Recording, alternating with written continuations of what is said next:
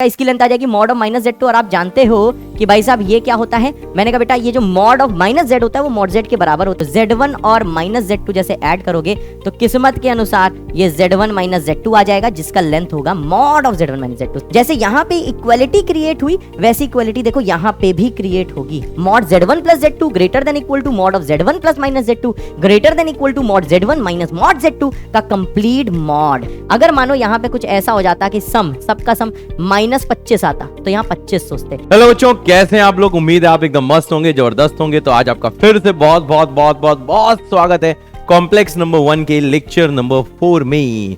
बहुत ही important lecture है, बहुत ज्यादा इंपॉर्टेंट लेक्चर है। तो आज हम फाइनली इसमें खूब सारे क्वेश्चंस करने वाले हैं।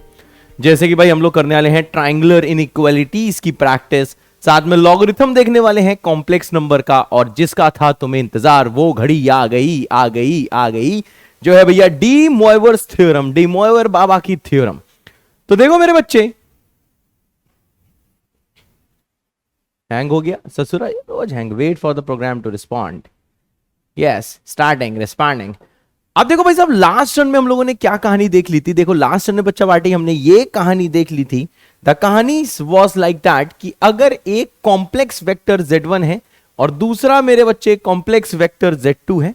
एक कॉम्प्लेक्स वेक्टर z1 है जिसकी लेंथ मैंने बताया था मॉड z1 होती है, दूसरा कॉम्प्लेक्स वेक्टर z2 है जिसका लेंथ मॉड ऑफ z2 होता है। अब यहां पे जरा ध्यान दीजिएगा, जैसे भाई इसको आप यहां से देखो कनेक्ट करोगे, ठीक है ना, जैसे यहां से आप इसको देखो कि जोड़ोगे तो देखो जोड़ते ही क्या हो जाएगा, ये आ जाएगा बेटा z1 प्लस z2 का होल मॉड, ठीक है ना, इसका होल मॉड, ये इसकी लेंथ हो जाएगी। एक बच्चा कह रहा था कि मैंने भूल से कि x प्लस वाई लिख दिया। मुझे बेटा याद नहीं है मैंने x प्लस वाई लिखा क्या लिखा, परंतु यहां पे mod of z1 plus z2 होगा। मैंने पिछला वीडियो नहीं देखा। तो देखो भाई साहब, ट्रायंगुलर इनइक्वालिटी की हेल्प से मैंने ये निकाल लिया था कि जो z1 प्लस और जो z2 है बेटा, जो सम ऑफ जो 2 है वो हमेशा बड़ा होगा, ठीक है ना। ये वैसे किससे बड़ा था? ये बेटा इसके डिफरेंस से बड़ा था, ठीक है ना। डिफरेंस, डिफरेंस ऐसे लिखा जाता है, आपको मैंने बताया था। और इससे बड़ा क्या होगा मेरे बच्चे? मॉड ऑफ z1 प्लस होगा मॉड ऑफ z2, ठीक है भाई। तो यहां पे मैंने सब लिखा था, मैंने लिखा था कि ये दिया हुआ है, ये रुको मैंने गलत लिख दिया है, ये दिया हुआ है, हट जाओ बे, हट जाओ, फिर से लिखो फिर से। ये बेटा है मॉड ऑफ z1 और प्लस क्या है बेटा? मॉड ऑफ z2, जो बेटा सम है टू साइड्स का, ठीक है ना। अब यहां पे जरा सबको ध्यान देना, यहां पे बहुत ही ज्यादा ध्यान से देखना, ठीक है, यहां पे बहुत ज्यादा ध्यान से देखना कि भैया ये आएगा बड़ा। ओके, अब जरा यहां पे ध्यान दो। एक बच्ची ने ये भी पूछा हुआ था, ये बच्ची थी, उसने ये पूछा था सर सब्ट्रैक्शन और डिफरेंस में क्या अंतर है? तो देखो भाई, अगर मैं बोलता हूं 2 difference 3, it is same as 3 difference 2, it is same as saying दोनों के सब्ट्रैक्शन का मॉड। चाहे आप लिखो 3 माइनस 2, चाहे लिखो 2 माइनस 3, ये बेटा होता है, इसे बोलते हैं 2 और 3 का डिफरेंस, ठीक है।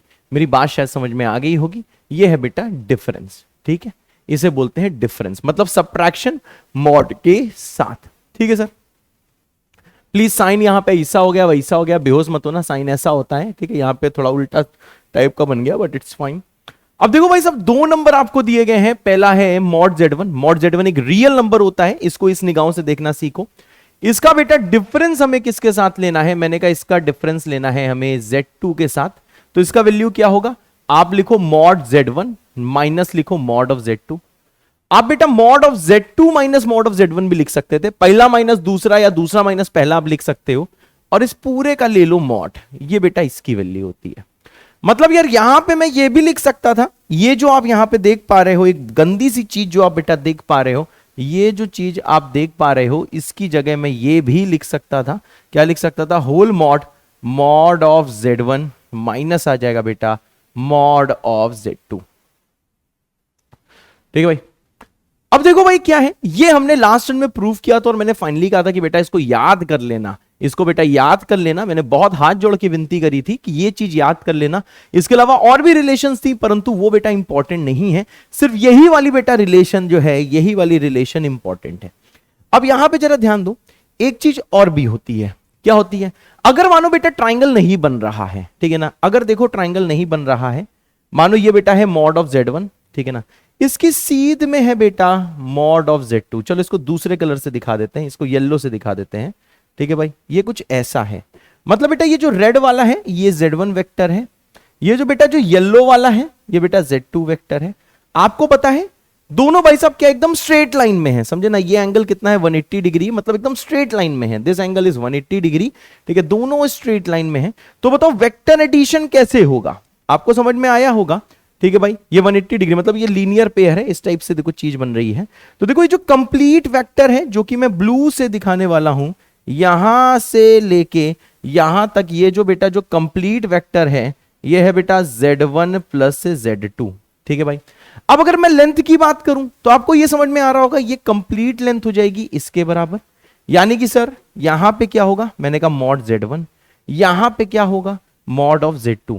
तो देखो यहां पे साफ एक चीज समझ में आ रही है कि जब ये स्ट्रेट लाइन में होगा Z1 Z2, जब स्ट्रेट लाइन में होगा तो देखो भाई ये जो मॉड ऑफ Z1 है जब इसको ऐड करेंगे मॉड ऑफ Z2, आप समझ रहा हूं, मॉड Z1 इतने की लेंथ है, मॉड Z2 इतने की लेंथ है, और जैसे सम किया तो मॉड Z1 प्लस Z2 जो है वो इतने की लेंथ है। ये बेटा देखो इसके बराबर होगा।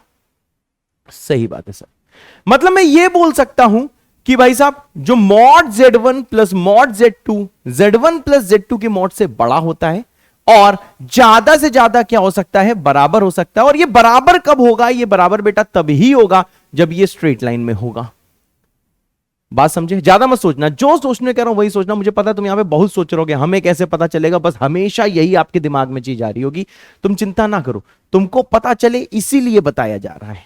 अब देखो भाई और भी कांड होते हैं। और क्या कांड होते हैं सर, मैंने कहा मानो भाई साहब अब की बार कुछ ऐसा हुआ कि यहां पे तो था बेटा Z1, ठीक है, और वेक्टर जो Z2 है ये बेटा देखो इसी में देखो उल्टा चला गया, इतना मानो उल्टा चला गया।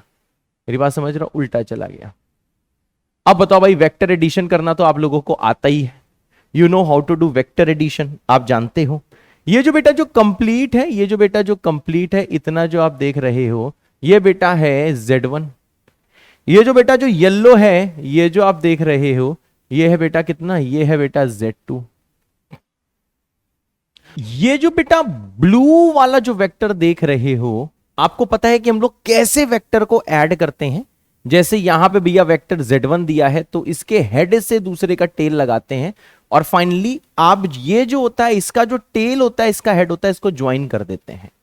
ये बेटा वेक्टर्स में होता है, जो कि आपने फिजिक्स में देखा हुआ है, मैथ्स में भी देखोगे लेकिन क्लास 12th में देखोगे। ठीक है, अब यहां पे जरा बच्चे सब लोग ध्यान देना, बहुत ज्यादा बच्चे ध्यान से देखना। जैसे ये पूरा है Z1, ये है बेटा Z2, तो देखो हुआ क्या, ये पूरा आया Z1, Z2 भाई साहब इसके हेड से लगाया, ये बेटा आया Z2। अब बताओ जो बेटा जो नेट वाला वेक्टर होगा, net vector Z1 plus Z2 यही तो होगा। मेरी बात समझे, तो इसका मतलब क्या है, इसका मतलब ये है बेटा ये जो ब्लू वाला वेक्टर आप देख रहे हो ये होगा Z1 प्लस Z2। मुझे पता है अभी आप लोग बेहोश हो गए, इसलिए भाई साहब कोई टेंशन ना लो, बस मेरे को सुनते रहो, कोई दिक्कत नहीं है।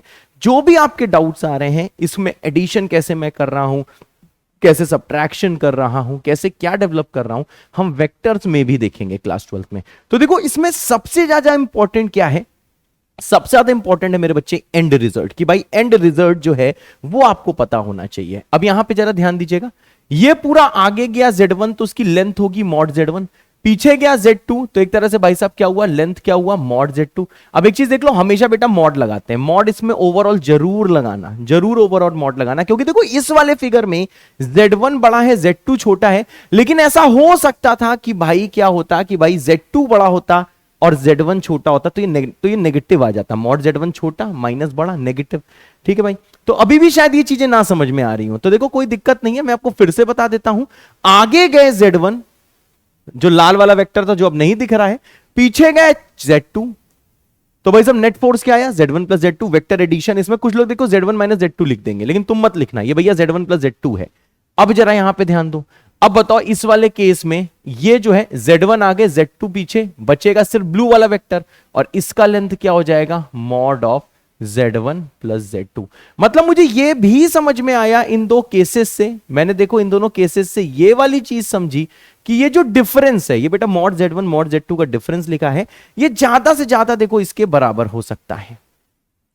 ठीक है, अब देखो तुम्हें बहुत डाउट होंगे, मैं अच्छे से समझ रहा हूं, लेकिन चिंता मत करो, ये हम फिर से किस में करेंगे बेटा, हम क्लास 12th के वेक्टर्स में करेंगे, ठीक है ना यार, वेक्टर्स में करेंगे, वेक्टर्स में क्लास 12th, ठीक है भाई, इसलिए कोई टेंशन ना लो, ये दोबारा उसमें करा जाएगा।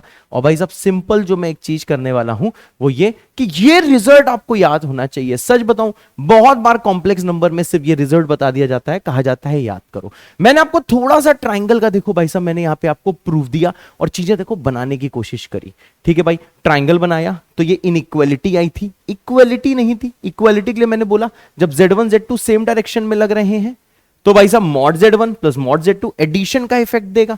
जब ये उल्टे डायरेक्शन में लग रहे हैं, इट्स लाइक 5 न्यूटन का फोर्स आगे लग रहा है, 3 न्यूटन का फोर्स पीछे लग रहा है, ठीक है भाई, तो इफेक्ट कैंसिल होगा, 5 - 3 2 हो जाएगा। तो ये कुछ काम इसमें हुआ है। अगर समझ में आया है तो भैया अभी आप टाइम स्टैम्प लगा के बोल दो समझ में आया। अगर नहीं आया कोई दिक्कत नहीं, तो अभी टाइम स्टैम्प लगा के लिख दो सर हमने ये वाला रिजल्ट याद कर लिया है। तो देखो भाई साहब इतना लिखने के बाद बस मैं इतना कहना चाहूंगा कि भैया फॉर एनी 2 वेक्टर्स, किन्हीं भी बेटा 2 कॉम्प्लेक्स वेक्टर्स लिख दे रहा हूं, या फिर चलो यहां कॉम्प्लेक्स नंबर्स लिख दे रहा हूं।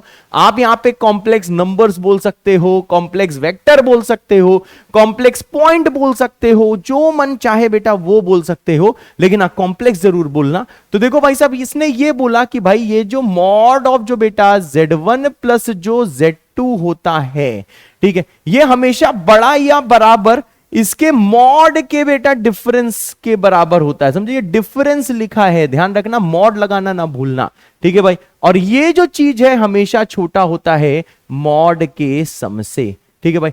बस बस बस देखो पीछे मैंने कहीं भी सितारा नहीं लगाया क्योंकि मुझे फालतू में आपको ओवरथिंक नहीं कराना था। बस भाई साहब मैं ये चाहता हूं, ये रिजल्ट ध्यान रखो, सारे के सारे सवाल हो जाएंगे और एकदम पेशेंस के साथ जो मैं आगे सवाल कराऊंगा उनमें आप अपना ध्यान देना, ठीक है भाई। चलो भाई साहब अब देखो ये क्या लिखा है, ये लिखा हुआ है बेटा मॉड का सम, समझ रहे हो 2 मॉड का सम है ना, हाँ सर। ये क्या लिखा है, ये बेटा सम का मॉड है, अच्छा हाँ ये बेटा सम का मॉड है, बिल्कुल सही। और ये क्या है बेटा मॉड का डिफरेंस, समझे, ये जो ओवरऑल लिखा हुआ है ये बेटा देखो मॉड का डिफरेंस है। 2 नंबर दिए गए हैं अंदर बेटा, 2 रियल नंबर हैं, ध्यान रखना।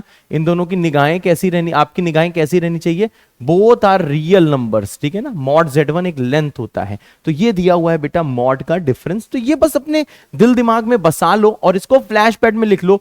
बस अगर आपको ये रिजल्ट आता है तो बस दुनिया के सारे सवाल हो गए कॉम्प्लेक्स नंबर वाले, अगर बस ये आपको रिजल्ट आता है तो।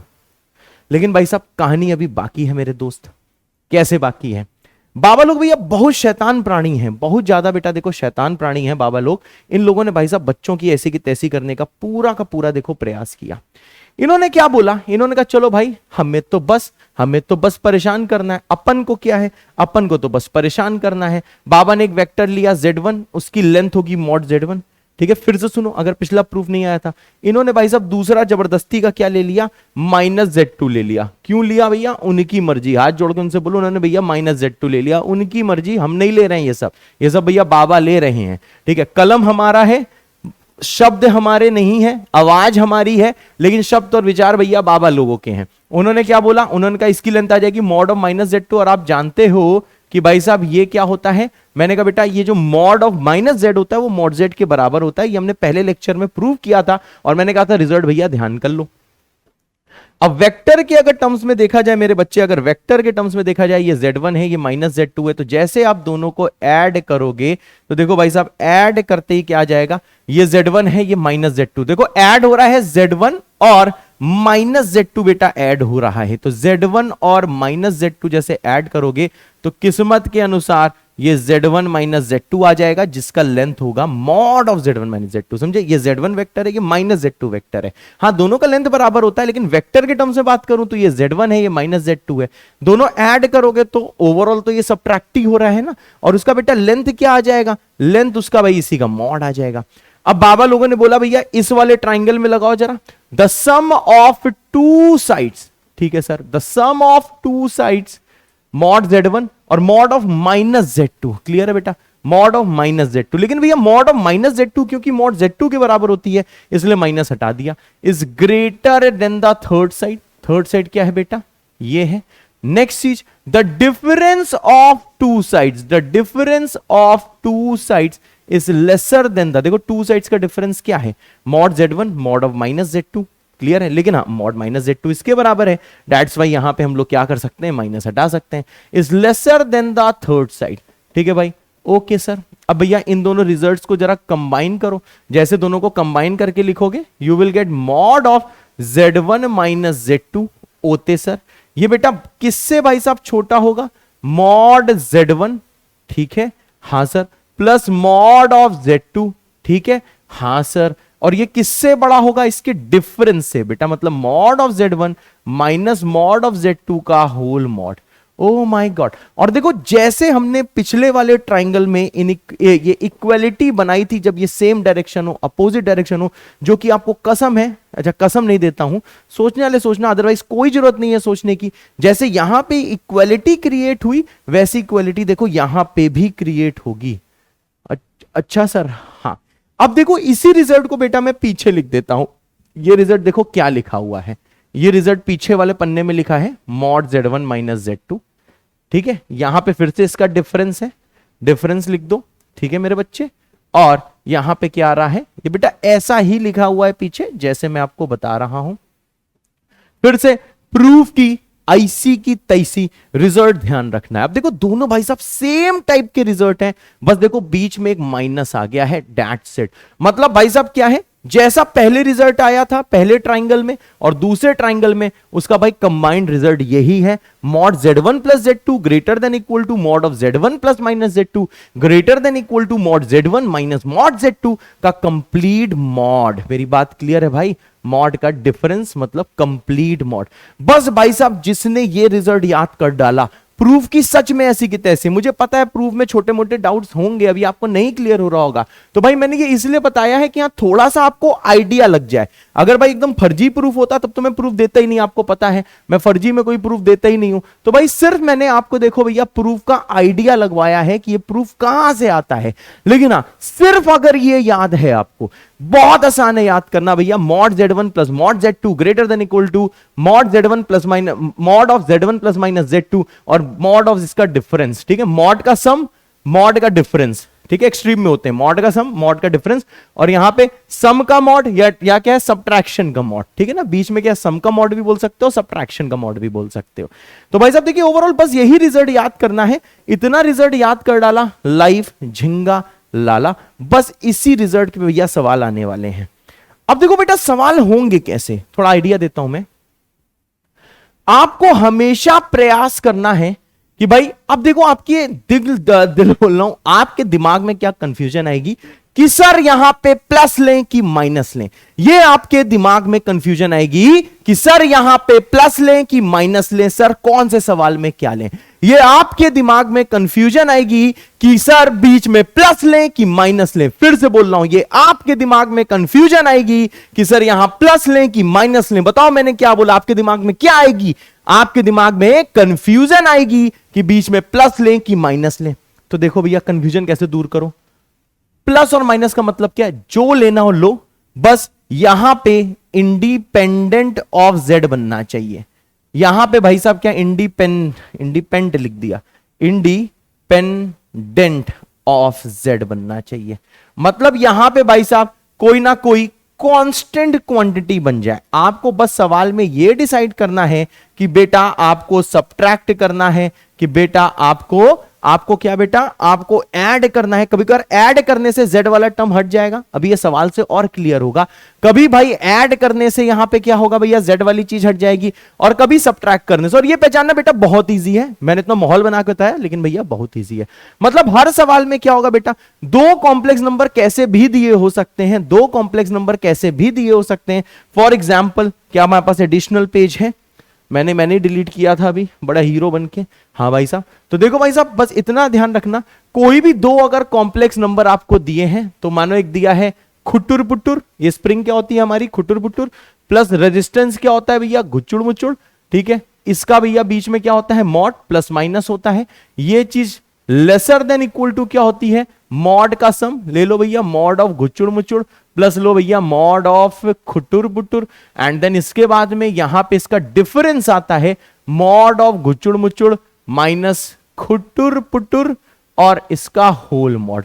मतलब किसी भी दो कॉम्प्लेक्स नंबर में भाई साहब आपको या तो प्लस लेना है या तो माइनस लेना है, लेकिन हाँ यहां पे भाई साहब अंदर भैया इंडिपेंडेंट ऑफ जेड बनना चाहिए, इंडिपेंडेंट ऑफ जेड बनना चाहिए, कोई भी जेड का टर्म नहीं, या फिर भाई साहब कोई ना कोई कांस्टेंट कॉम्प्लेक्स नंबर आना चाहिए, ठीक है ना। कांस्टेंट कॉम्प्लेक्स नंबर क्या होता है, लाइक 1 + 2i 3 + 5i, इस टाइप का 1 - i या सिर्फ 2 बन जाए, ठीक है। यहां पे बेटा एक कांस्टेंट कॉम्प्लेक्स नंबर आना चाहिए, हर सवाल में यही करना है। फिर से अपनी क्वेश्चन लिखो, प्रूफ की ऐसी की तैसी, प्रूफ फील हुआ वेरी गुड, नहीं फील हुआ तो फीलिंगलेस होके ये भैया एक्सप्रेशन याद करना है और वेट करना है वेक्टर्स का, उस टाइम क्लियर हो जाएगा। जो बच्चे एक्सप्रेशन याद करके आगे बढ़ जाते हैं, मेरी बात ध्यान से सुनो, जब वेक्टर्स आता है तो भाई साहब वेक्टर्स में इसका भैया प्रूफ उन्हें समझ में आ जाता है, कोई दिक्कत की बात नहीं होती। और हाँ, साथ में वेक्टर के भी सवाल हो जाते हैं क्योंकि वो कॉम्प्लेक्स नंबर में ट्रायंगुलर इनइक्वालिटी याद कर लेते हैं, ठीक है सर। अब देखो बच्चा, ठीक है सर, अब देखो भाई साहब जैसे आता है आपका टाइप 1 सवाल, चलो भाई साहब टाइप 1 सवाल देखो कैसे होता है, ठीक है, आ जाओ सर। जैसे ये सवाल आया, find the minimum value of this, ठीक है sir, find the minimum value of this.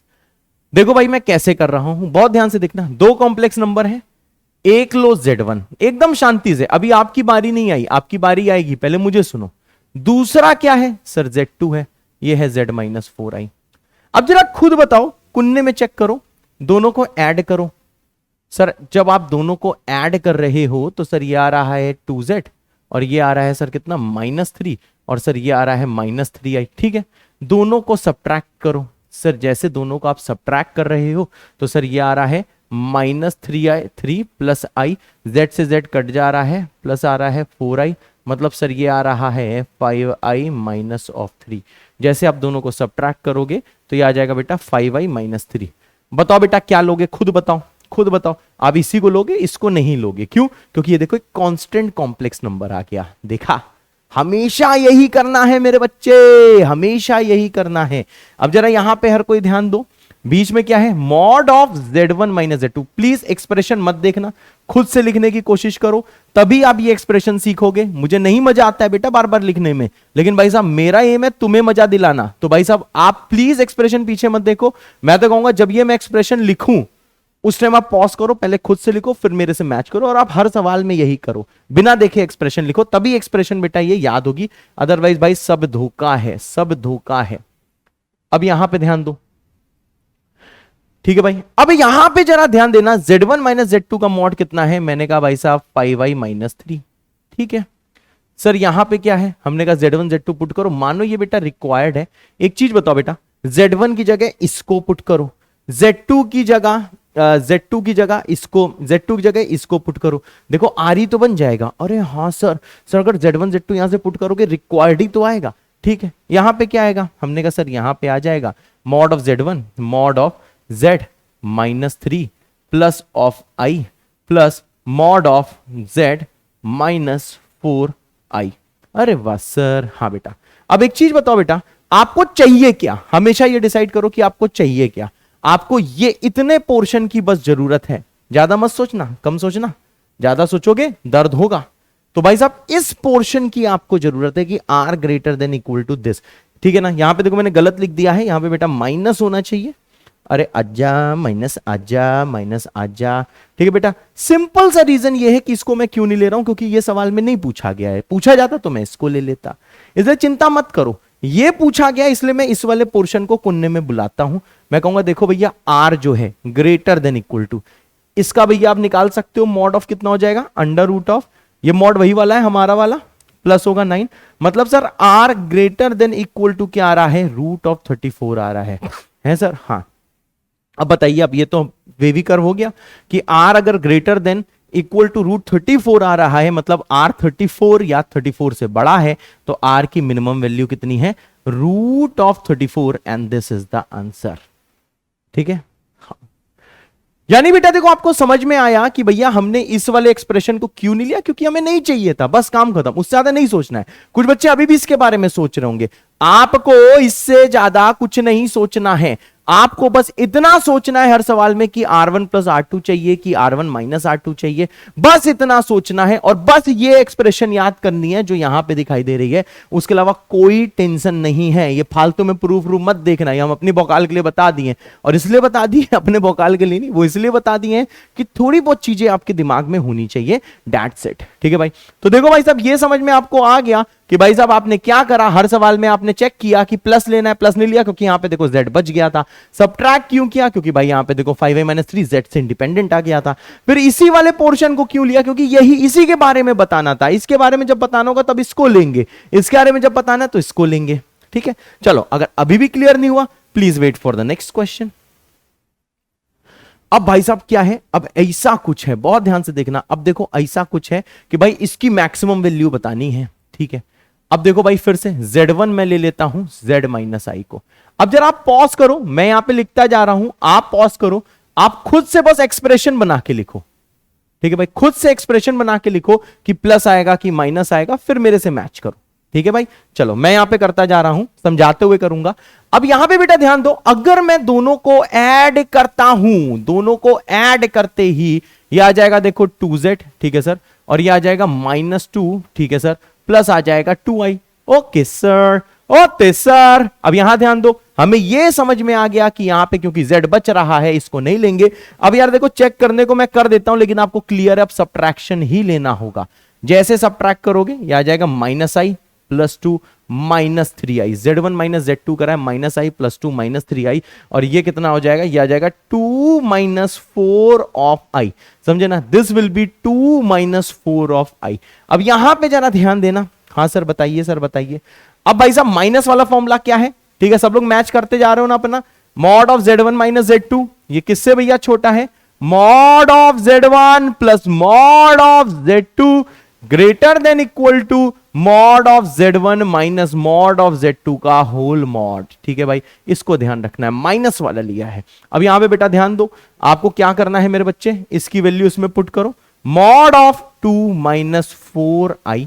ठीक है, यहां पहुंचे सर, यहां क्या हो गया, हमने कहा यहां हो गया बेटा mod of z minus i, ओते सर, प्लस आ गया mod of z -2 plus 3i, ओते सर। यहां पे ध्यान दिया, यहां पे क्या आ गया, होल मॉड, अंदर एक चुन्ना सा mod, z minus i minus mod of z -2 plus 3i, ये होल मॉड। ठीक है सर, अब बता आपको समझ में आ रहा है कि कितने पोर्शन की आपको जरूरत है। ये जो अंदर लिखा हुआ है ना, इसके अंदर, ठीक है, ये पूरा नहीं, इसके अंदर, यही तो बेटा रिक्वायर्ड है, समझे ना, यही तो रिक्वायर्ड है, तो इसके अंदर बेटा r है। और आपको ये पता है ये एक रियल नंबर होगा, ये आपको ध्यान देना है कि सर ये एक रियल नंबर होगा, ये एक रियल नंबर होगा। क्यों, क्योंकि मॉड हमेशा रियल होता है, तुम्हारे ऊपर मैंने मॉड लगा दिया तो तुम रियल हो जाओगे, मॉड हमेशा रियल होता है, ये भी रियल है, ये भी रियल है, सब्ट्रैक्ट करोगे तो देखो एक रियल नंबर ही होगा। ठीक है भाई, ओके सर। अब जरा ध्यान दो, यानी कि सर इतने की कोई जरूरत ही नहीं है, जो हमें चाहिए वही लेगा। हम भैया सेल्फिश लोग हैं, हमें भैया एक्सप्रेशन याद किया और देखो जिसकी हमको है जरूरत वही हम लेंगे, इसलिए पूरा ध्यान से यहां पे देखते रहें। अब इस पोर्शन को लो, यह आ जाएगा √2 का स्क्वायर 4 प्लस हो जाएगा 16, यहां आ जाएगा greater than equal to mod of r। मतलब सर ये कितना है, मैंने कहा ये है बेटा √20। अब जरा एक चीज और जिसके बारे में मैंने एक चीज नहीं बताई, वैसे आपको ये क्लियर होगा कि मैं क्या कहना चाह रहा था। यहां देखो भाई, ये जो बाहर वाला जो मॉड होता है, मैं यहां पे लिख दे रहा हूं, जो फ्लैश पैड में लिखोगे भाई साहब, यहां पे क्या है, यहां पे बेटा ये जो बाहर वाला जो मॉड है, ठीक है ना, कहां पे लिखूं, ये जो, अरे यार कोई दूसरा कलर ले लेता हूं, कहां पे लिखूंगा, ये वाला जो बेटा मॉड है, आप देख रहे हो, ये वाला जो मॉड है, ठीक है ना, ये बेटा वो वाला है जो बेसिक मैथ्स वाला मॉड था। ठीक है ना, ये बेटा एब्सोल्यूट वैल्यू फंक्शन है, बेसिक मैथ्स वाला मॉड है। ठीक है भाई, जो बेसिक मैथ्स वाला मॉड था बाहर, और जो ये जो लिखे हुए हैं ये कौन वाले मॉड है, ये बेटा कॉम्प्लेक्स नंबर वाले मॉड है। ठीक है ना, ये बेसिक मैथ्स वाला मॉड है जो बाहर लगा है, और बेटा ये कॉम्प्लेक्स नंबर वाले मॉड है। इसको मैं कहां लिखूं, इसको मैं लिख देता हूं, अबे अबे अबे अबे अबे, अबे हाँ, पिंक यूज कर लिया, व्हाइट लेता हूं। ये जो बेटा है इसमें जो आप देख पा रहे हो ना, ये बेटा कॉम्प्लेक्स नंबर वाले मॉड है। ठीक है ना, अब ये सब तुम्हें क्लियर है, ज्यादा मत सोचना, जो बोला है मान लो यार।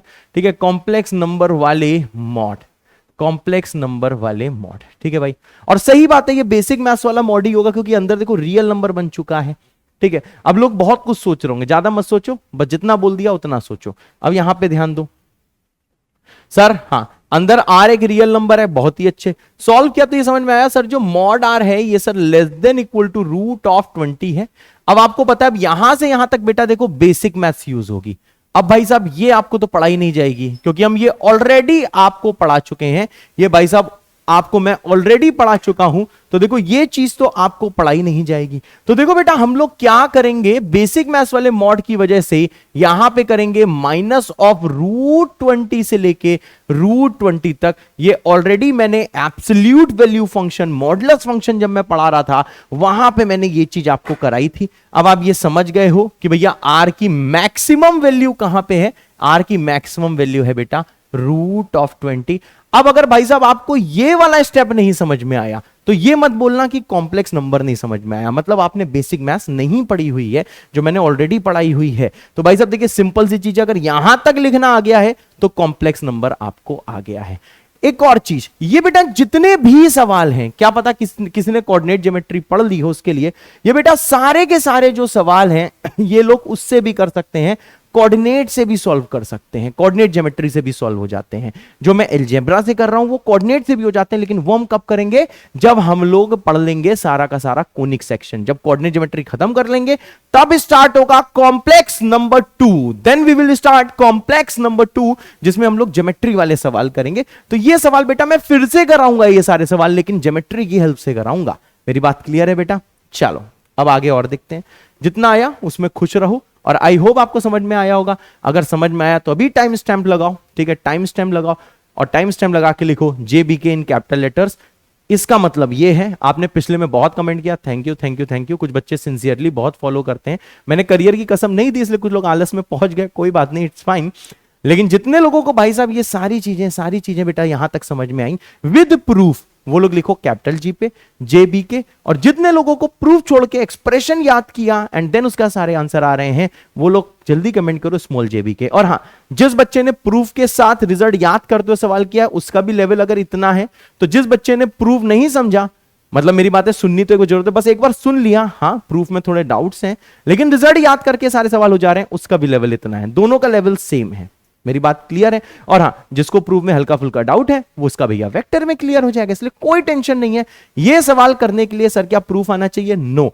सर क्या ये वाला सवाल करने के लिए रिजल्ट आना चाहिए? यस। सर क्या सिर्फ रिजल्ट याद करके सारे सवाल कर सकते हो? हाँ। सर सिर्फ प्रूफ करके ये सारे सवाल कर सकते हो? हाँ, तब भी कर सकते हो। सबका लेवल सेम है, प्रूफ आया नहीं आया बात बराबर, लेकिन रिजल्ट नहीं याद किया फिर आप बहुत ही गलत पेज पे हो। ध्यान रखना, रिजल्ट जरूर ध्यान रखना है, ठीक है। चलो भाई साहब, अब आता है देखो भैया टाइप 2 सवाल।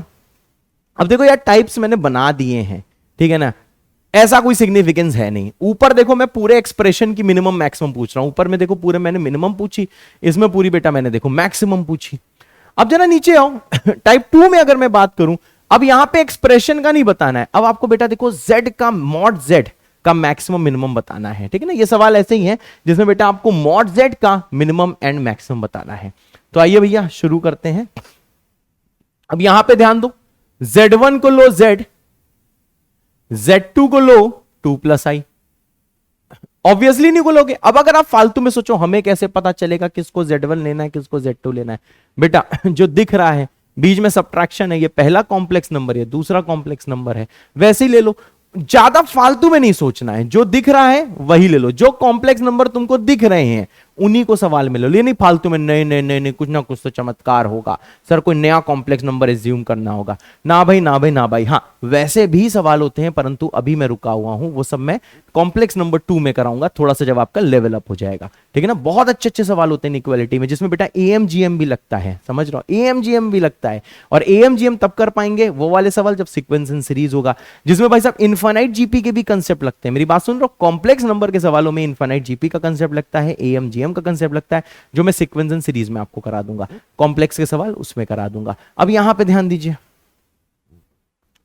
अब देखिए भाई फिर से वही एक्सप्रेशन लिखो तो क्या आ जाएगा, mod of Z1 minus Z2, ठीक है। अच्छा एक चीज बताओ, Z1 Z2 मानते ही यहां पे देखा जाए mod of Z1 minus Z2 कितना है? मैंने कहा सर 2 दिया हुआ है। देखो इंडिपेंडेंट ऑफ किससे है? Z है, बिल्कुल सही, तो माइनस ही लोगे।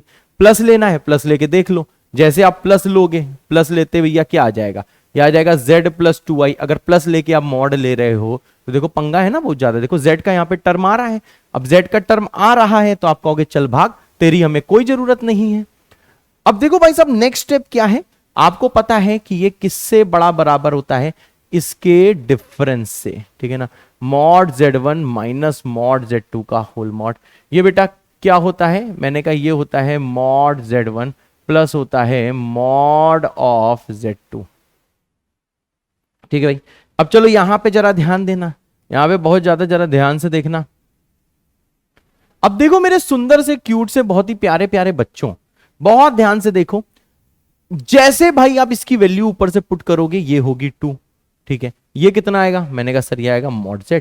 हाँ बेटा, माइनस कितना आएगा? मॉड ऑफ 2 प्लस आई, बिल्कुल सही, का होल मॉड, बिल्कुल सही। हमेशा ध्यान रखना बेटा, होल मॉड वाले डंडे ये बने बड़े बनाना, वरना कंफ्यूज होके गिर पड़ोगे। हमेशा भैया बड़े बनाना, इससे आपको समझ में आने लगेगा सवाल। ध्यान रखना, ये नहीं चुन्नू मुन्नू इतने इतने बना दिए, फिर इससे सवाल गलती होती है कि आपने इसे लिख दिया mod Z1 minus mod of 2 plus I. बेटा सवाल गंदा होगा। ध्यान रखना कि हमेशा भैया फाइनल जो मॉड है, जो बेटा बिल्कुल जो बाहर वाला मॉड है, उसको बेटा सबसे ज्यादा बड़ा दिखाओ, ठीक है सर। अब यहां पे ध्यान दो, मॉड Z1 कितना है? मैंने कहा सर मॉड Z1 हो जाएगा मॉड ऑफ Z। ये कितना है? हमने कहा सर ये हो जाएगा मॉड ऑफ 2 प्लस आई।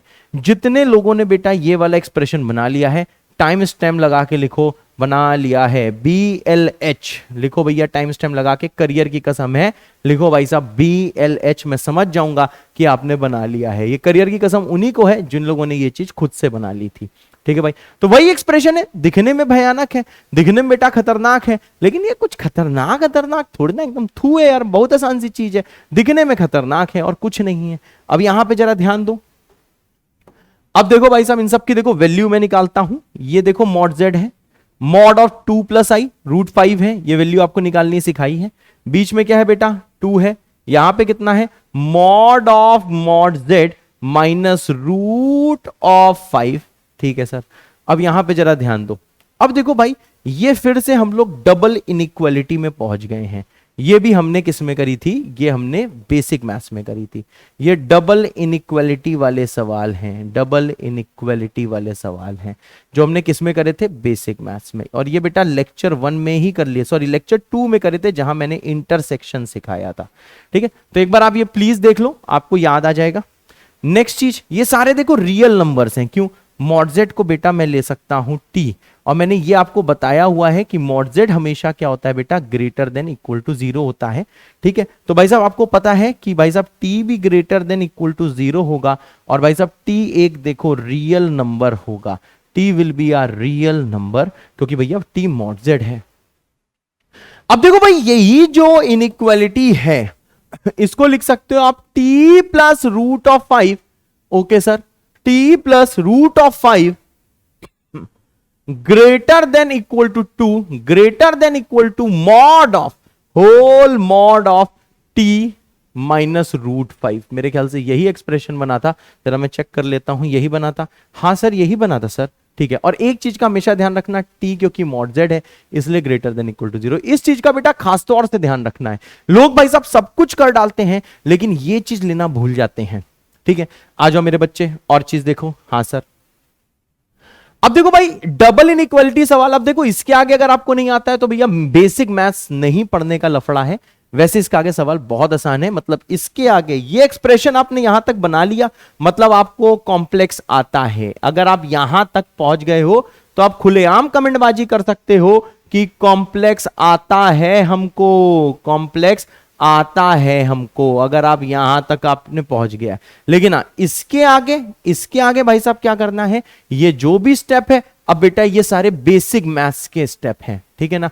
तो भाई साहब अगर इसके आगे नहीं आ रहा तो ये ना बोलना मुझे कॉम्प्लेक्स समझ में नहीं आया, आपको बेसिक मैथ्स नहीं समझ में आया, ठीक है, मतलब भूल गए हो। बाकी आप लोग बहुत सिंसियर बच्चे हो, इतने टाइम तक जितने भी व्यूज आ रहे हैं, हाँ जो भी लेक्चर्स होते हैं, लेक्चर्स में इतने टाइम तक टिके रहना, आई लव यू ऑल। कुछ बच्चे हैं जो लोग रोज के रोज कमेंट करते हैं, यार मुझे देख के खुशी होती है कि हाँ यार वो रोज विदाउट एनी बैकलॉग इतना पढ़ ले रहे हैं, मतलब उनकी सिंसियरिटी देख के यार मेरे बस की तो बात नहीं है, मैं सही बता रहा हूँ।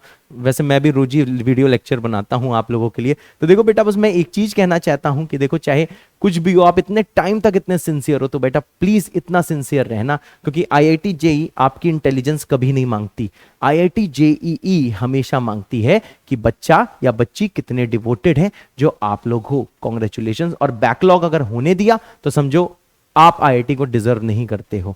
आईआईटी को डिजर्व आप तभी करोगे जब आपके अंदर डेडिकेशन होगा। एक बहुत इंटेलिजेंट बच्चे का सिलेक्शन हो ये जरूरी नहीं है, लेकिन हाँ एक बहुत सिंसियर बच्चे का सिलेक्शन हो ये जरूरी है, ये हमेशा बेटा ध्यान रखना, ठीक है। अब इधर आ जाओ। अब देखो भाई साहब क्या है, जब इसको सॉल्व करोगे, चलो पिंक वाले को मैं पिंक से सॉल्व करता हूं, तो देखो ये आ जाएगा t must be greater than equal to 2 minus root 5, ठीक है भाई, ओके सर। अब एक चीज देखो जरा, 2 माइनस रूट 5 देखो एक नेगेटिव वैल्यू है, अरे ये तो हमको पता ही है, मेरी बात समझ रहे हो, ये ऑलवेज ट्रू है, बेसिक मैथ्स में ऐसी चीज मैंने करी है। जब भैया t greater than equal to 0 होना चाहिए, मतलब और t greater than equal to negative है, देन ऑब्वियसली हम तो यही लिखेंगे ना कि t greater than equal to 0 है। अरे कोई दिक्कत नहीं है, t तो भैया ग्रेटर देन इक्वल टू 0 है, बिल्कुल सही बात है, बिल्कुल सही बात है। अब यहां हो बेटा, बेसिक मैथ्स चल रहा है, ध्यान रखना। इसके आगे जब बेटा इसमें आए हम लोग, ठीक है सर, अब ये क्या है, अब सर ये देखो डबल इनइक्वालिटी के अंदर एक डबल इनइक्वालिटी है। अब ये बेटा मॉडुलस इनइक्वालिटी है, इसमें देखो हम लोग क्या करेंगे, t माइनस रूट 5 जो है ये -2 से लेके 2 के बीच में होगा, रूट 5 ऐड करो तो ये आ जाएगा भैया, रूट 5 ऐड करते ही ये आ जाएगा बेटा 2 प्लस रूट 5, ओके सर। और भाई साहब जैसे ही दोनों सॉल्व करते हो ना, इनके रिजल्ट्स का आपको इंटरसेक्शन लेना होता है, ये हमेशा ध्यान रखना। अब देख लो भाई कैसे सॉल्व करोगे, रूट 5 -2 जो कि एक देखो पॉजिटिव क्वांटिटी है, ये बेटा मॉड z है, ठीक है, और ये कितना है बेटा 2 प्लस रूट 5 है, ठीक है। अब आप जैसे बेटा दोनों का इंटरसेक्शन लोगे, यहां पे बेटा लिखा हुआ है mod z greater than equal to 0, अब इंटरसेक्शन ही लेना है, तो जैसे इंटरसेक्शन लोगे तो देखो मॉड z कहां से कहां तक बिलोंग करेगा, ये बिलोंग करेगा रूट 5 -2 से लेकर, आई होप मेरी कहीं कैलकुलेशन ना गलत हुई हो, अगर हो भी गई है तो कंसेप्ट अगर चमक गया है तो भैया काफी है। अब ध्यान दो, अगर कोई पूछता है कि मॉड z की मिनिमम वैल्यू कितनी है, तो आप खुलेआम ये बोल सकते हो मॉड z की मिनिमम वैल्यू है रूट 5 -2, और जो मॉड z है इसकी जो मैक्सिमम वैल्यू है ये है बेटा root 5 plus of 2, and this is the answer, ठीक है मेरे बच्चे। बस बस बस सिंपल सा सवाल है, जैसे हो जाए। आज बेटा मुझे कोट्स चाहिए, ध्यान रखना, ये सवाल जैसे आप खुद से कर लो, हाँ बेसिक मैथ्स का इन्वॉल्वमेंट है, तो जल्दी से कमेंट कर देना अल्फा गुरु विद अ दिल, तो मैं समझ जाऊंगा भाई साहब कि आपको समझ में आ गया है, ठीक है भाई। चलो अब ये जो नेक्स्ट सवाल है, ये वाला सवाल जरा हर कोई ट्राई करो, वीडियो को पॉज करो आसान सा सवाल है, बढ़िया सा सवाल है, प्लीज इसे सॉल्व करो। मैं जरा इसको ऐसे कर देता हूं, मैं जरा कॉफी उठा लेता हूं, वीडियो पॉज नहीं होगा, टेंशन मत लेना, कॉफी छोड़ो, पहले पानी पी लेता हूं। जय बाबा की। अब देखो भाई साहब यहां पे देखो ये लिखा क्या हुआ है, मेरी बारी आ गई है, ये लिखा है z minus 5 minus 12i less than equal to 1, ठीक है फाइन। z1 को लो बेटा z, z2 को क्या लोगे, मैंने कहा सर z2 को लेते हैं 5 माइनस 12i, ठीक है सर, ओके ओते ओके ओते ओते ओके। अब यहां पे ध्यान दो, ओरिजिनल सवाल में किसका वर्णन है आपको समझ में आ रहा है, ओरिजिनल सवाल में भैया ये बोला गया है कि mod of z1 minus z2 ही लेना, सही बात है, प्लस थोड़ना है, मेरी बात क्लियर है। और कुछ लोग इसे प्लस लेके भी सोच सकते हैं, तो आप प्लस लेके भी सोच सकते हो, ठीक है, वो मैं नहीं कर रहा हूं, मैं माइनस लेके सोच रहा हूं, ठीक है, ज्यादा मत सोचना, पहले सॉल्यूशन समझो। अब यहां पे जो बेटा ध्यान दो फिर से, चलो भाई वीडियो पॉज करो, वीडियो पॉज करते ही एक्सप्रेशन मैच करो, तो देखो भाई ऐसा कुछ आ गया होगा, मेरे ख्याल से आपका मैच हो गया होगा। अब देखो मेरे बच्चे नेक्स्ट स्टेप क्या है, अब भाई साहब आप Z1 Z2 की यहां पे वैल्यू पुट करो तो ये आ जाएगा Z1 आ जाएगा मॉड ऑफ Z और Z2 आ जाएगा mod of 5 minus 12y greater than equal to. अब देखो Z1 माइनस Z2 यही है जो दिया हुआ है, Z माइनस 5 प्लस दिया है बेटा 12y। नेक्स्ट स्टेप क्या है, ग्रेटर देन इक्वल टू, यहां पे हो जाएगा बच्चे होल मॉड, यह आ जाएगा मॉड ऑफ Z1। ठीक है सर, ऐसा ही आएगा ना, सबसे बड़ा ये, हाँ, और यह आ जाएगा minus of mod of Z minus 12i। सही बात है, ऐसे ही कुछ आता है भैया, sum of two sides greater than third side, और डिफरेंस बिल्कुल सही है, बिल्कुल सही है। अब देखो आपको क्या बोला गया है, आपको ये बोला गया है ये जो चचा जान है, ये जो बेटा जो चचा जान है, ये भाई साहब क्या है, ये देखो भाई साहब लेस देन इक्वल टू 1 है। ध्यान से देखना, ये वाले जो भाई साहब चचा जान है, ये वाले चचा जान देखो कि लेस देन इक्वल टू 1 है। ठीक है सर, समझे भाई साहब, ये वाले चचा जान लेस देन इक्वल टू 1 है। Okay sir, okay sir, okay sir, very good बच्चे। अब देखो यार, कुछ महान लोग ऐसा काम कर सकते हैं कि भाई बोल सकते हैं कि ये इससे बड़ा है और ये भी इससे बड़ा है, तो देखो ये कॉमन मिस्टेक होती है और इंसान इसे खुद में ही जस्टिफाई कर लेता है। इसको बेटा मैं 13 मान लेता हूं, ठीक है ना, इक्वल टू ले लेता है 1, ठीक है ना, ये एक्सप्रेशन 1 ले लेता है। तो बेटा ये कभी मत करना, ये गलत होता है, ये बेटा पूरा गलत होता है कि mod of Z plus 13 equal to 1। आपने कहा कि भाई साहब ये वाली चीज इससे भी लेस देन इक्वल टू है और ये वाली चीज इससे भी लेस देन इक्वल टू है, तो ऐसा कुछ होगा। ऐसा कुछ बेटा नहीं होता है, ऐसा कुछ भी नहीं होता है। अब जरा यहां पे बेटा ध्यान दो, ऐसा क्यों नहीं होता है। मानो किसी सवाल में बोला गया है कि भैया एक ए एक्सप्रेशन है वो लेस देन इक्वल टू 5 है, आप बेटा सॉल्व करने चले, आप सॉल्व करने चले और आपने ये पता लगा दिया कि ए लेस देन इक्वल टू 2 है। तो भाई साहब इसका मतलब ये थोड़ी ना होगा कि भाई साहब ये जो है ए अगर लेस देन इक्वल टू 5 है, ए लेस देन इक्वल टू 2 है, तो बेटा 5 इक्वल टू 2 लिख दो। ये तो बेटा गलत होगा ना, ऐसा नहीं होता है। ऐसा नहीं होता है कि अगर आपको दिया गया कि भाई साहब ये कुछ ऐसा है कि ये वाली चीज जो है इससे बड़ी है, ये भी बड़ी है, तो दोनों बराबर हों। तुम्हारी हाइट 3 फीट से भी बड़ी है, तुम्हारी हाइट 4 फीट से भी बड़ी है, तो क्या 3 और 4 फीट बराबर हो जाएंगे? नहीं। ऐसे ही हो गया कि भैया इनकी जो हाइट है, ऐसे भी सोच सकते हो मेरी हाइट 10 फीट से छोटी है और मेरी हाइट 8 फीट से भी छोटी है, 10 फीट से भी छोटी है, 8 फीट से भी छोटी है, तो 10 इक्वल टू 8 थोड़ा ना हो जाएगा। तो वैसी चीज है भाई साहब, इनकी हाइट इससे भी छोटी है, इनकी हाइट इससे भी छोटी, तो दोनों बराबर थोड़ा ना हो जाएंगे। मेरी बात क्लियर है? अगर मेरी हाइट खली से भी छोटी है और मेरी हाइट अंडरटेकर से भी छोटी है, तो खली अंडरटेकर बराबर थोड़ी ना हो जाएंगे। मेरी बात अब ज्यादा समझ में आई होगी, ठीक है भाई। अब यहां पे ध्यान दो। अब भाई साहब देखो, आपको भैया सवाल को कॉम्प्लेक्स नहीं, कॉम्प्लेक्स मतलब ज्यादा कठिन नहीं बनाना है। आप ये समझ सकते हो कि भाई यहां तो पूरा भाई साहब देखो Z ही Z है और हमने ये ठाना है कि किसी ना किसी एक्सप्रेशन से ही Z को हटाना है, हमने यही ठाना है। तो देखो हम ये बोल सकते हैं कि सर देखो एक इनइक्वालिटी ऐसे बन सकती है कि 1 सबसे बड़ा उससे छोटा, जो देखो भैया सवाल में दिया गया है। देखो भैया ठीक लगा रहा हूं कि नहीं? कभी कभी जोश जोश में हम गलत लिख जाते हैं। ठीक है सर, ठीक है। और ये आ जाएगा बेटा less than equal to whole mod of Z और माइनस आ जाएगा बेटा 13। इसका मॉड निकालना बेटा, इसका मॉड देखो 13 आ जाएगा जैसे आप निकालोगे। अब जरा ध्यान दो, ये है मेरे क्यूट से सुंदर से बच्चे सबसे बड़े भैया, ये है मंझले भैया और ये है सबसे छोटे भैया। सबसे बड़े, बीच वाले, सबसे छोटे। तो आप जानते हो जो भैया सबसे बड़े भैया हैं वो सबसे छोटे से तो बड़े होंगे ही, तो 1 greater than equal to whole mod Z minus 13। ये भाई साहब सबसे बड़े भैया, ये होंगे बेटा सबसे छोटे भैया, और ऐसा कुछ ना कुछ तो होने ही वाला है। अब देखो मेरे बच्चे, आप जानते हो ये अंदर एक रियल नंबर है।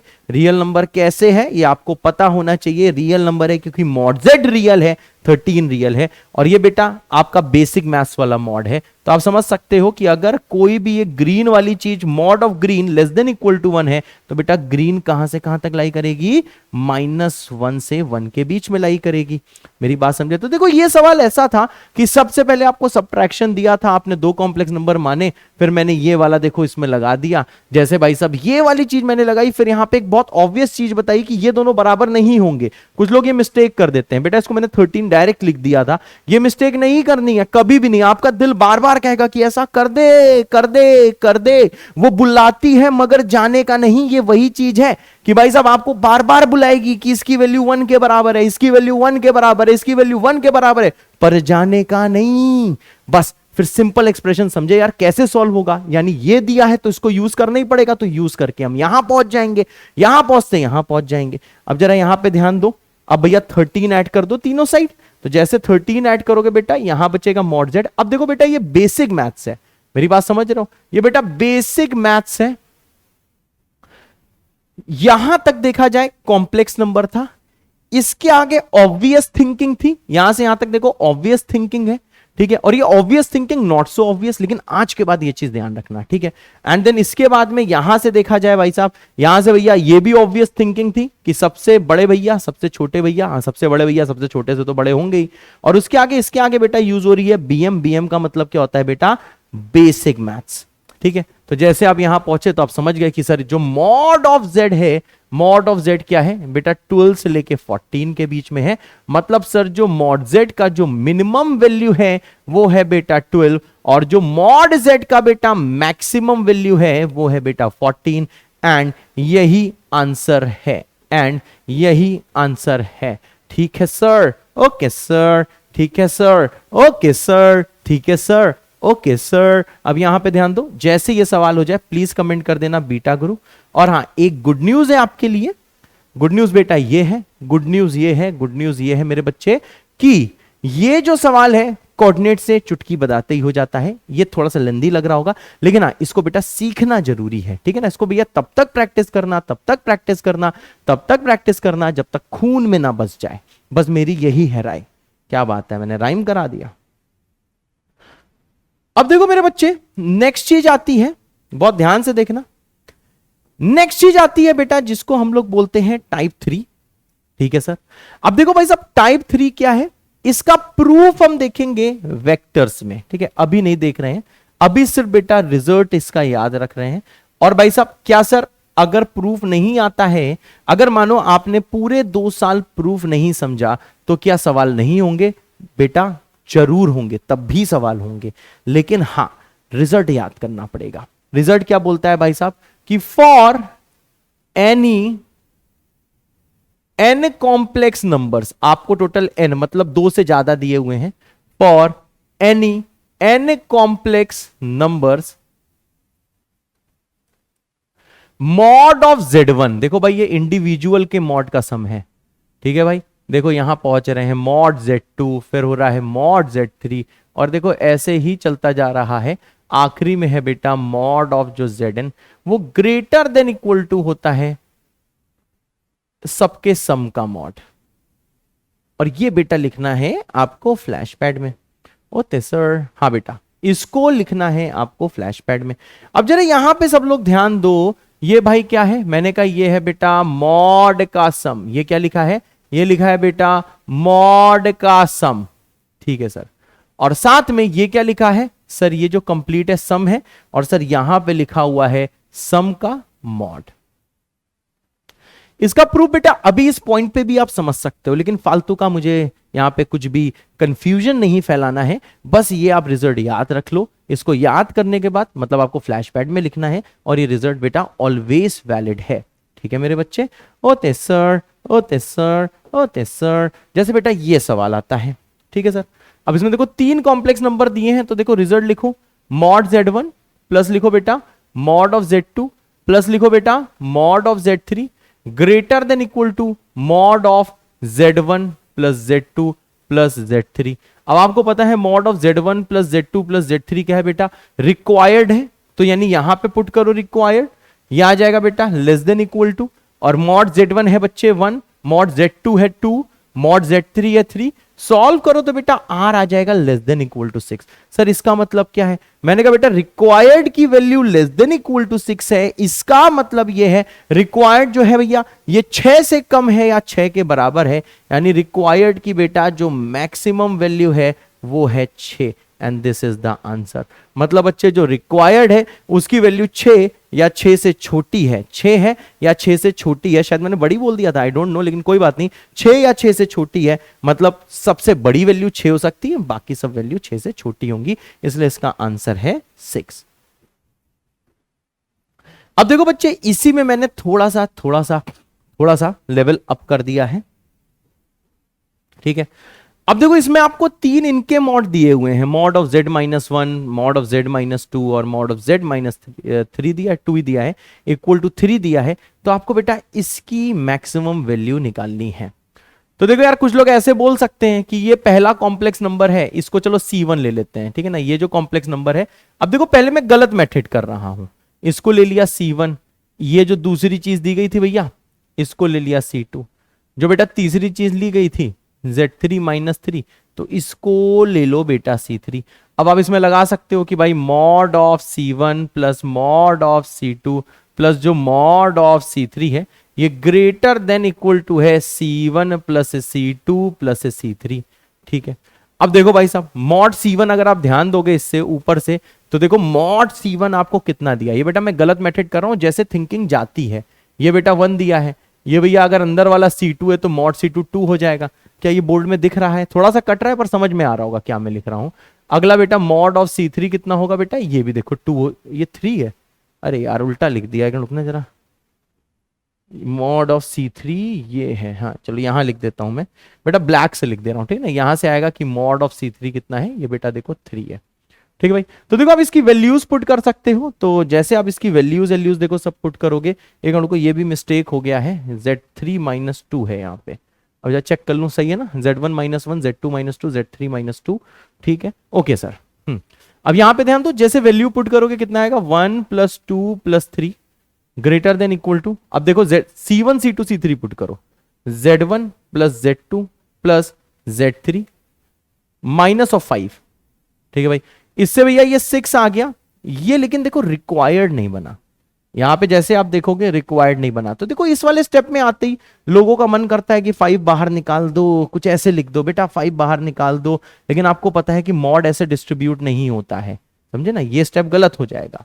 मॉड सिर्फ मल्टीप्लीकेशन और डिवीजन में डिस्ट्रीब्यूट होता है, फिर से बोल रहा हूं, मॉड सिर्फ मल्टीप्लीकेशन और डिवीजन में डिस्ट्रीब्यूट होता है, एडिशन और सब्ट्रैक्शन में ऐसे डिस्ट्रीब्यूट नहीं होता है, मॉड को एडिशन सब्ट्रैक्शन में डिस्ट्रीब्यूट नहीं कर सकते हैं। मैं इसमें लिख दे रहा हूं कि mod can only be distributed, mod can only be distributed over multiplication, जब सब मल्टीप्लाई हो रहा हो, एंड डिवीजन। सर कहना क्या चाहते हो? तो देखो भाई साहब सरल भाषा में हम ये कहना चाहते हैं, हम सरल भाषा में ये कहना चाहते हैं कि भाई साहब अगर मानो नंबर मल्टीप्लाई हो रहे हैं तो इसको देखो हम लोग क्या कर सकते हैं, ऐसे देखो डिस्ट्रीब्यूट कर सकते हैं, या फिर अगर ये देखो भैया डिवाइड हो रहा है तो डिवाइड करते भी भैया हम लोग इसको ऐसे कुछ ना कुछ कर सकते हैं, ठीक है भाई, मतलब मल्टीप्लाई डिवीजन में हो सकता है, लेकिन भाई साहब ये कभी भी एडिशन सब्ट्रैक्शन में डिस्ट्रीब्यूट नहीं हो सकता है। मतलब मैं ये कहना चाहता हूं, इसको यहां पे मैं लिख देता हूं, कभी ये मत कर देना कि mod of Z1 plus Z2 दिया है और आपने, वैसे मैं पहले बता चुका हूं लेकिन कभी कभार आपसे गलती हो सकती है, तो भैया ये चीजें देखो गलत हैं कि भैया जब प्लस हो रहा है तो देखो प्लस होते टाइम आपने देखा या माइनस होते टाइम इसको डिस्ट्रीब्यूट कर दिया, तो देखो this is wrong, these are गलत चीजें, ये नहीं हो सकता है। तो देखो भाई साहब इसके आगे हम फंस गए, क्योंकि जो चाहिए था वो हम बना ही नहीं पाएंगे, हम फंस गए हैं, हम फंस गए, ठीक है। तो मतलब इसमें बेटा कोई दूसरे टाइप की थिंकिंग आपको इस्तेमाल करनी होगी कि सर ये कैसे आंसर लाएं। तो देखो बेटा ये गलत मेथड है, ठीक है ना, इससे Z1 plus Z2 plus Z3 का बेटा मॉड नहीं बन पाया, इससे मेरे बच्चे Z1 plus Z2 plus Z3 का मॉड नहीं बन पाया, इससे भैया Z1 plus Z2 plus Z3 minus 5 का मॉड बन गया। यानी कि यार इसमें थोड़ी सी डिफरेंट थिंकिंग यूज करनी होगी। और एक और चीज बेटा इसको एक जगह जरूर लिख लेना, ठीक है। चलो अब यहां पे ध्यान दो, ये सारे कंसेप्ट दिमाग में रखते हुए मतलब भाई साहब थोड़ा सा अपग्रेडेड सोच रखनी होगी, ठीक है ना, थोड़ा सा अपग्रेड करना होगा, थोड़ा सा भौकाली सोच लानी होगी। और सही बताऊं ये जो सोच है ये भैया सोच अभी आपको नहीं समझ में आ रही होगी, लेकिन जब मैं बता दूं तो इस टाइप के हर सवाल में यही सोच यूज होती है। जैसी सोच इसमें मैं आपको बताऊंगा वैसी सोच बेटा हर सवाल में यूज होगी। आई होप आपको क्लियर हो गया होगा। क्लियर है भाई? अब इधर ध्यान दो, किसी तरह बेटा यहां से देखो 5 को हटाना है, अगर 5 यहां से हट जाए तो भैया हमारा रिक्वायर्ड मॉड आ जाएगा। तो देखो हम लोग 3 कॉम्प्लेक्स नंबर एज्यूम नहीं करते, ध्यान से देखो, अपग्रेडेड सोच। और यहां पे मैं ये भी लिख दे रहा हूं always think like this, always think like this only, हमेशा यही करना, हमेशा थिंक लाइक दिस ओनली, ठीक है सर। अब देखो हम चार कॉम्प्लेक्स नंबर मानते हैं, C1 मानते हैं बेटा Z1 माइनस 1, C2 मानते हैं बेटा Z2 माइनस 2, C3 मानते हैं बेटा Z3 माइनस 3 था, हाँ, और C4 3 था, 2 था, एक बार चेक कर लें जरा, 2 था, ठीक है भाई। इसको मानते हैं Z3 माइनस 2, और साथ में C4 को देखो 5 की भैया कमी हटानी, तो चौथा मैंने मान लिया भैया 5, जिसको हटाना है। अगर मानो यहां पे इन तीनों का सम 10 हो रहा होता तो हम 10 मानते, अगर इन तीनों का सम भाई साहब मतलब 10 मतलब -10 हो रहा होता है, जैसे यहां -5 है तो 5 माना, हमारी बात समझे, 50 हो रहा होता, -50 हो रहा होता इन नेगेटिव वालों का सम, तो भाई साहब हम 50 मानते। अब देखो, अब हम लगाते हैं ट्रायंगुलर इनइक्वालिटी, जिसका प्रूफ मैंने नहीं बताया है, mod C1 mod C2 mod C3 plus आएगा बेटा mod C4 greater than equal to C1 plus C2 plus C3 plus आ जाएगा C4, ठीक है सर। अब यहां पे ध्यान दो, mod C1 कितना है, mod of Z1 minus 1, mod of C2 कितना है, mod of Z2 minus 2, mod of C3 कितना है, mod of Z3 minus 3, mod of C4 कितना है, mod ऑफ 5, और अंदर जैसे चारों को ऐड करोगे ना बचेगा Z1 plus Z2 plus Z3। अब इन सब का चारों का सम करके देख लो, यानी देखो रिक्वायर्ड आ गया। अब यहां ध्यान दो मेरे बच्चे, इसका वैल्यू कितना दिया है सर, इसका वैल्यू दिया है 1, इसका कितना दिया है 2, इसका कितना दिया है 3, इसका कितना होगा सर 5 होगा, ये सारी वैल्यूज निकालोगे, और ये क्या है सर, ये रिक्वायर्ड है। तो देखो रिक्वायर्ड जो है सम कर लो 8 10 11, सही है ना, 3 3 6 11, तो देखो रिक्वायर्ड आ जाएगा बेटा लेस देन इक्वल टू 11, मतलब सर जो रिक्वायर्ड है वो लेस देन इक्वल टू 11 है, और साथ में आप समझ गए कि रिक्वायर्ड की मैक्सिमम वैल्यू, अब ये वैल्यू या तो 11 है या 11 से छोटी है, 11 या 11 से छोटे का मतलब होता है इसकी मैक्सिमम वैल्यू आ जाएगी बेटा 11, अगर मैक्सिमम ही पूछी है, समझ गए भाई, इसको मैंने माना है रिक्वायर्ड, ठीक है भाई।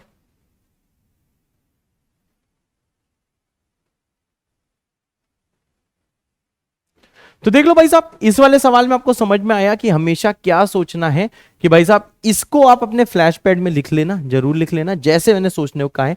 अगर मानो यहां पे कुछ ऐसा हो जाता कि सबका सम -25 आता तो यहां 25 सोचते, +25 आता तो देखो उल्टा सोचते हैं, यहां पे -25 सोच लेते हैं, ठीक है। तो इन सबको सम हमें करना होता है, जो भी सम आता है उसका उल्टा सोच लेते हैं। अगर यहाँ का सम भैया गुचुड़ मुचुड़ आ जाए तो यहाँ माइनस गुचुड़ मुचुड़ सोचोगे।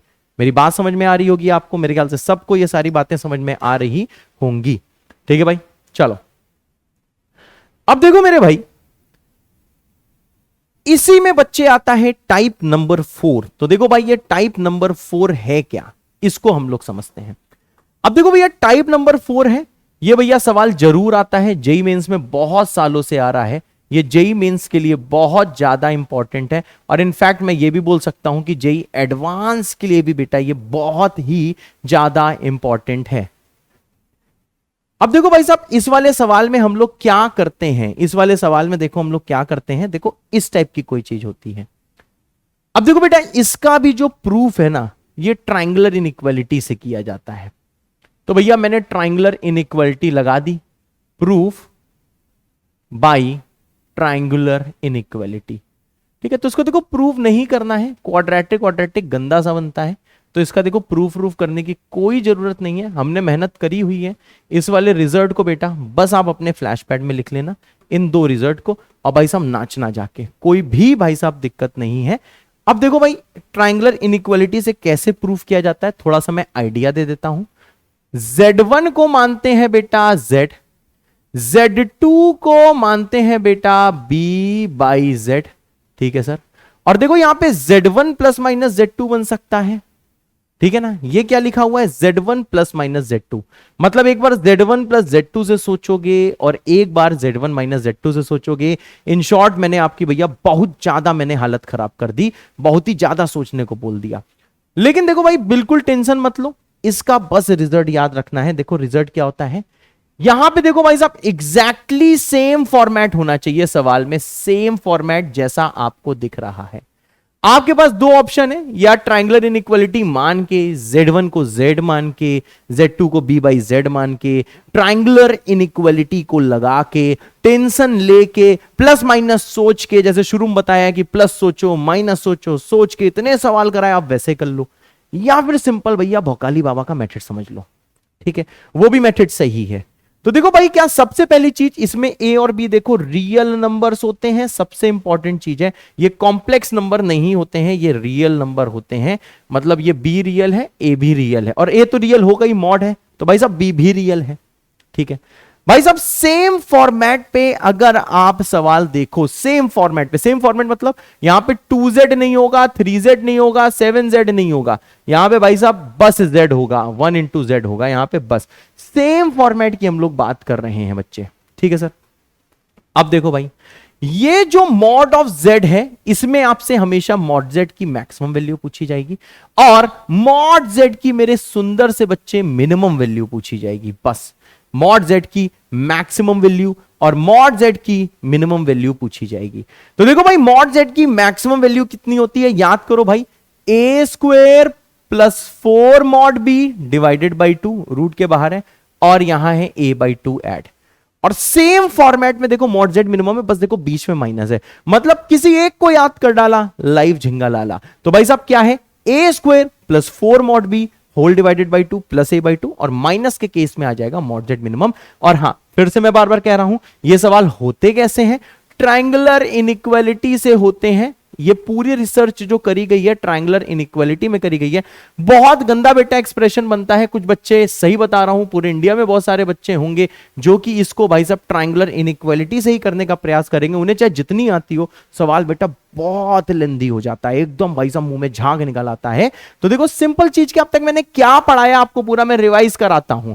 सबसे पहले देखो मैंने क्या करा, सबसे पहले मैंने भाई साहब ये गंदा सा प्रूफ दिया, मैंने कहा भूल जाओ, गंदा प्रूफ दिया, मैंने कहा प्रूफ बाढ़ में जाए। फिर मैंने कहा ये भैया एक्सप्रेशन याद करो, और यहां पे भैया आपको प्लस माइनस में से वो सेलेक्ट करना है जिसकी वजह से इंडिपेंडेंट ऑफ z आ जाए, ठीक है, या फिर कांस्टेंट क्वांटिटी, जो बोलना है बोल दो, ठीक है ना। इंडिपेंडेंट ऑफ z का मतलब ही होता है कांस्टेंट क्वांटिटी आ जाए। फिर भाई साहब यही बोला भैया, फिर से इंडिपेंडेंट ऑफ z होना चाहिए, स्पेलिंग गलत लिखी, इंडिपेंडेंट लिखी, पर तुम समझ गए हो, और ये कांस्टेंट कॉम्प्लेक्स नंबर आ जाए। टाइप 1 में भाई साहब यही मैंने सोचने को कहा, फिर टाइप 2 में यही सोचने को कहा, ठीक है, फिर बेसिक मैथ्स भी थोड़ा बहुत लगा, फिर टाइप 2 में आए मेरे बच्चे, फिर ये सारी चीजें मैंने लगाई और सवाल कराए, फिर यहां पहुंचे, यहां भी थोड़े बेसिक से लॉजिक लगे। मैंने कहा भैया इनके जो भी हैं कोड जरूर कमेंट करना, तभी मुझे आपका लेवल समझ में आएगा ना, फालतू में मैं यहां पे चिल्लाता रहूंगा, क्या पता आपको समझ ही में नहीं आ रहा है, तो मेरे को लेवल डाउन करना पड़ेगा। फिर उसके बाद भाई साहब ये मैंने बोला भैया इसका प्रूफ हम वेक्टर्स में देखेंगे, पर ये रिजल्ट याद करो, इकलौता रिजल्ट है, सिर्फ सम के लिए रिजल्ट है, माइनस माइनस के लिए कोई रिजल्ट नहीं है, बस यही रिजल्ट है। फिर भाई साहब इसी पे देखो बेसिक सवाल कराया, उसके बाद ये सवाल कराया, मैंने कहा अगर सेम मेथड से चलोगे तो देखो यहाँ पे 5 एक्स्ट्रा आ रहा है, तो मैंने कहा भैया हमने यही ठाना है कि इस 5 को हटाना है। तो मैंने इसका आपको बताया हमेशा यही सोचना है कि भाई साहब ये जो 3 कॉम्प्लेक्स नंबर दिए उनको वैसे ही सोचो, और पांचवा क्या, अगर सम 10 आ रहा है तो -10 सोचो, यहां पे -5 आ रहा था तो 5 सोचो, 7 आ रहा है तो -7 सोचो, -7 आ रहा है तो यहाँ पे 7 सोचो, और फॉर्मूला लगाते हैं भाई साहब। अगर कैलकुलेशन मैंने ठीक करी तो आंसर आया। फिर मैंने बोला कि भैया अब मैं आपको जेई मेंस के गर्लफ्रेंड और बॉयफ्रेंड से मिलाता हूं, या फिर जेई एडवांस के गर्लफ्रेंड या बॉयफ्रेंड से मिलाता हूं, जो सवाल वो जरूर पूछते हैं। क्यों? क्योंकि इसमें गंदी सी बेटा क्वाड्रेटिक बन रही होती है सॉल्व करते टाइम। तो मैंने बोला भाई साहब इस फॉर्मेट का सवाल आता है, इस फॉर्मेट का सवाल आता है, और ये बेटा बेहद इंपॉर्टेंट है इसका रिजल्ट याद करना, ठीक है। आप कितनी भी ट्रायंगुलर इनइक्वालिटी पढ़ लो, कैसे भी पढ़ लो, लेकिन अगर इसका रिजल्ट आपने याद नहीं किया हुआ है तो मुंह में 250-300 लीटर झाग आ सकता है इसको सॉल्व करते टाइम। ये चीज बेटा आपको याद किसी भी कीमत पे करनी है, किसी भी कीमत पे भाई साहब ये वाली चीज आपको याद करनी है। तो मैंने क्या बोला भाई, आपका यहां पे दिया होगा z plus minus b by z equal to a दिया होगा, ए बी रियल होगा, यहां पे z के साथ कोई भी नंबर नहीं आना चाहिए, सिर्फ यहां पे z दिखना चाहिए, 2z 4z z स्क्वायर, मैं कुछ नहीं सहूंगा, सिर्फ यहां पे मुझे z ही देखना है। तो इसका आंसर आता है under root a square plus 4 mod b whole divided by 2 plus a by 2, और under root a square plus 4 mod b divided by 2 minus a by 2। इसको याद करो, जितनी बार बोल सकते हो उतनी बार बोलो, और फ्लैश पैड में जरूर लिखो और इसको रोज देखो, क्योंकि फ्री के 4 नंबर हैं। ट्रायंगुलर इनइक्वालिटी लोगों को समझ में नहीं आती, और जिनको आती है वो उसको भैया पूरे मेथड से करते हैं। आपको बस ये फॉर्मूला याद करना है। जय बाबा की। अब आ जाओ भाई साहब, आ गया सवाल। भाई साहब ये देखो सेम फॉर्मेट है जैसा पीछे दिया है। अगर मैं इसमें कंपेयर कराऊं, देखो भाई कंपेयर करो, z plus minus b by Z, ये प्लस वाला है कि माइनस वाला है? सर ये माइनस वाला है, ठीक है, ये माइनस वाला है, b का वैल्यू a का वैल्यू, तो याद रखना बी ए, यहां पे पहले बी आता है फिर देखो ए आता है, ए बी नहीं बी ए। तो देखो भाई साहब बी का वैल्यू कितना है 3 है, ठीक है सर। ए का वैल्यू कितना है 5 है। तो आपको ये पता है मेरे बच्चे मॉड जेड की मैक्सिमम वैल्यू कितनी है, ये है under root of A square, ठीक है, plus 4 mod of b. Mod of b देखो कितना आ गया यहां से, मॉड बी का वैल्यू बेटा 3 ही होगा, तो 4 मॉड बी कितना होता है 12 होता है, डिवाइडेड बाई 2 होता है, प्लस होता है मेरे बच्चे a बाई 2। बस फॉर्मूला याद करा डाला, लाइव झिंगा लाला, ये आ जाएगा √37 प्लस 5 और ये हो जाएगा होल डिवाइडेड बाई 2। अगर किसी ने पूछा व्हाट इज मॉड z की मिनिमम वैल्यू, तो इसका फॉर्मूला क्या है भाई, under root of A square plus 4 mod b divided by 2। मैं भी देख लूं, मैं भी फॉर्मूला भूल जाता हूं पर तुम्हें नहीं भूलना है, हाँ, और माइनस है बेटा a बाई 2 और ये है बेटा इसकी देखो मिनिमम वैल्यू। मतलब फॉर्मूला लगा डाला, लाइफ झिंगा लाला। जिसने भाई साहब फॉर्मूला लगा डाला उसकी लाइफ क्या है बेटा, झिंगा लाला, झिंगा लाला, झिंगा लाला, बस। अरे वाह सर, वेरी गुड, अरे वाह सर, वेरी गुड। अब देखो भाई साहब नेक्स्ट चीज आती है। अब भाई साहब यहां पे फॉर्मेट की ऐसी की तैसी हो चुकी है, यहां पे भैया फॉर्मेट रो रहा है, कह रहा है ये क्या जुल्म कर रहे हो हमारे ऊपर। हमने कहा टेंशन ना लो, फॉर्मेट की ऐसी की तैसी हुई है, पर ये 2 को बाहर निकाल लो। तो मॉड से 2 बाहर आएगा, बचेगा z प्लस 1/6, समझ रहे हो, whole divided by z equal to है बेटा ये 2, इक्वल टू है बच्चा ये 2, क्योंकि भाई देखो 2 नहीं है, सॉरी, ये इक्वल टू है बेटा 4, ठीक है ना। मैंने क्या करा भाई 2 को कॉमन लिया तो मॉड से बाहर 2 ही आएगा, मॉड से बाहर 2 आया, 2 हमेशा भैया बाहर आ सकता है, बचेगा z plus 1/6z equal to 4। मतलब कि sir mod of z plus 1/6 whole divided by z equal to कितना होगा 2। सर हमारा वाला फॉर्मेट आ गया। ये कौन वाला फॉर्मेट है सर, ये हमारा वाला फॉर्मेट है, दिस इज हमारा वाला फॉर्मेट। ओके सर, अब भाई साहब कंपेयर करो, बी ए होता है तो पहले बी आएगा देखो 1/6, ओके सर, बी आया बेटा 1/6, उसके बाद में ए का वैल्यू कितना आएगा सर 2, ठीक है। मॉड बी चाहिए होता है, मॉड बी कितना होगा 1/6, कोई भी स्टेप ना स्किप करें, एक एक स्टेप के साथ करें। तो मॉड जेड का मैक्सिमम वैल्यू होगा under root of A square plus कितना है भाई साहब 4 मॉड बी, ओते सर, डिवाइडेड बाई 2, ओते सर, प्लस कितना आ जाएगा, प्लस होता है a बाई 2, कितना होता है प्लस a बाई 2, तो यहां आ जाएगा देखो 2/2। And the next thing is, किसी ने पूछा मॉड जेड की मिनिमम वैल्यू, तो ये कितना होगा, ये आ जाएगा under root of A square plus 4 mod B whole divided by 2 minus आ जाएगा a बाई 2। एंड मेरे सुंदर से बच्चों यही होगा आंसर, ठीक है सर, ओके बच्चे, ओके सर। अब देखो भाई, बस यही देखो 2 टाइप थे, ठीक है मेरे बच्चे।